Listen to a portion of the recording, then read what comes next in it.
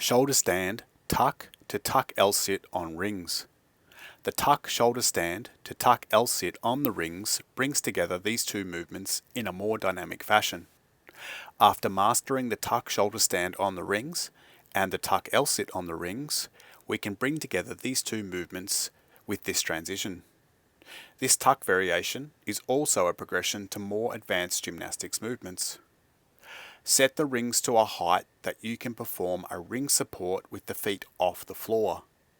The straps should be shoulder width apart and the clips should be moved above shoulder height. As you jump to the ring support position, make sure the ring straps are vertical and there is no backwards and forwards movement. Next, bring the knees towards the chest and hold the tuck L-sit with the elbows locked and the inside edge of the feet and knees pushed together. From here, move the shoulders forward and down while keeping the rings in front of the hips. Push down into the rings nice and hard as you begin to lift the hips up and over the rings. Notice how the hips and shoulders move in sync.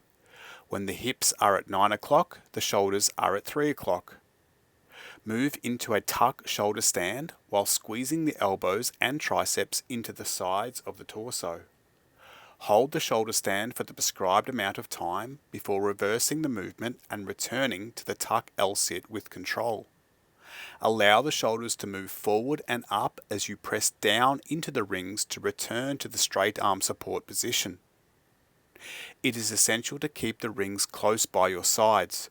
Do not allow the rings to flare out as this will make the movement much harder.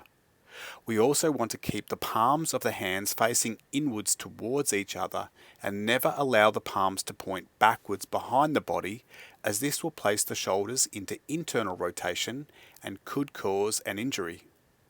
The aim is to move with control between the two key positions for the prescribed number of repetitions.